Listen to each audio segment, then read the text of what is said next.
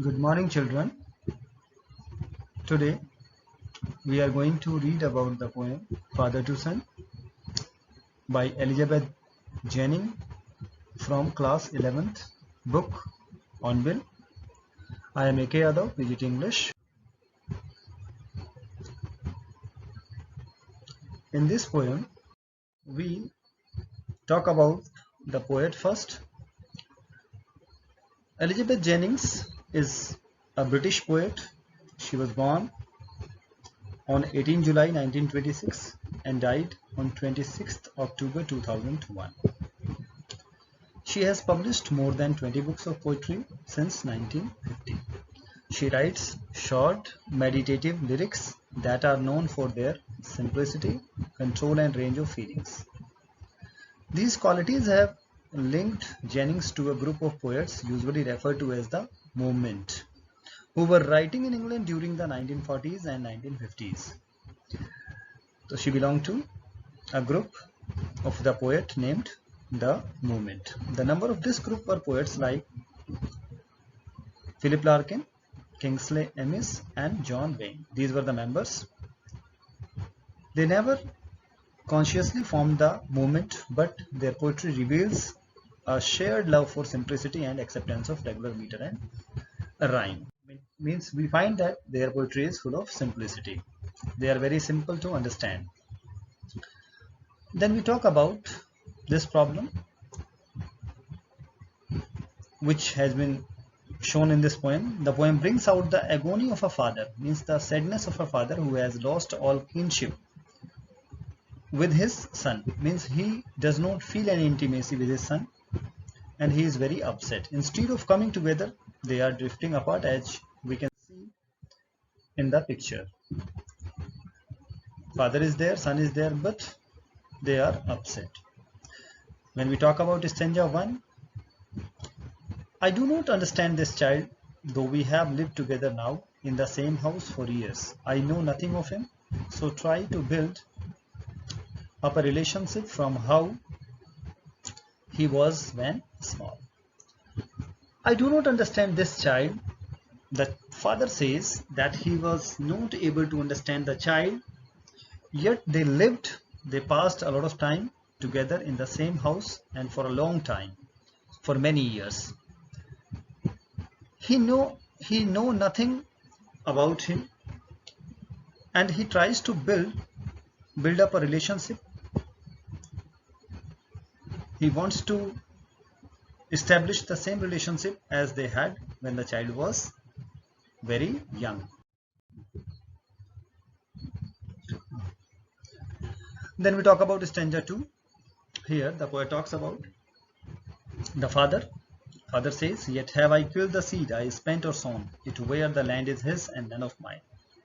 He is asking a question, whether the seed he has spent or sown is belong to him or belong to the child.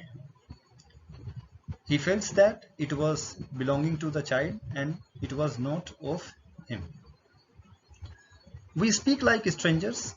There is no sign of understanding in the air. And when they talk, it appears that they are strangers. They don't know each other. They don't have any intimacy with each other. And there is not any understanding in the air also. This child is built to my design. The father says that it appears that he is built of my design. Yet what he loves I cannot share.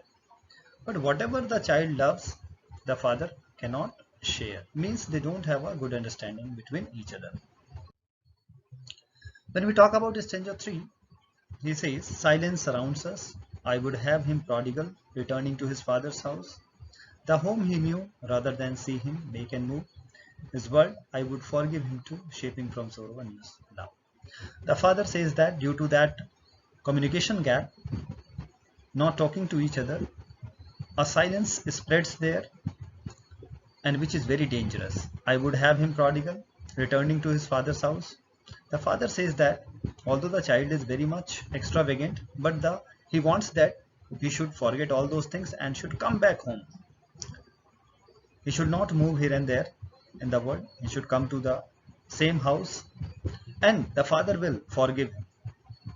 And from that sorrow, there will be emergence of a new love. A new love will emerge from there. In the fourth stanza, the father says, "Father and son, we both must live on the same globe and the same land."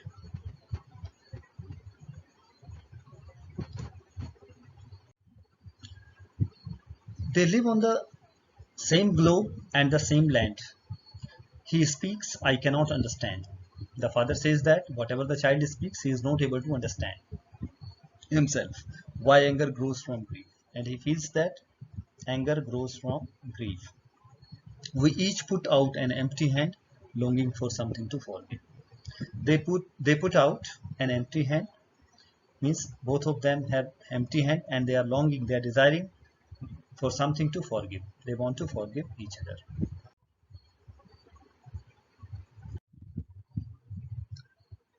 Now we talk about the analysis of the poem.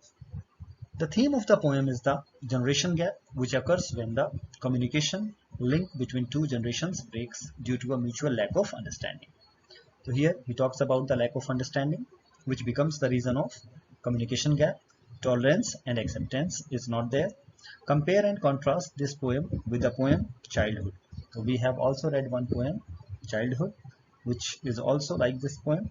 That poem was the child perspective and struggle to understand himself, because the poem told about the point of view of the child and he who was suffering, who was struggling, suffering, fighting hard for understanding himself. This poem is the father's inability to come to terms with the young adult who has replaced the father's little boy. Now the child has become a young boy and he has replaced the father's little boy. Now this the place of the child has been taken by a young boy.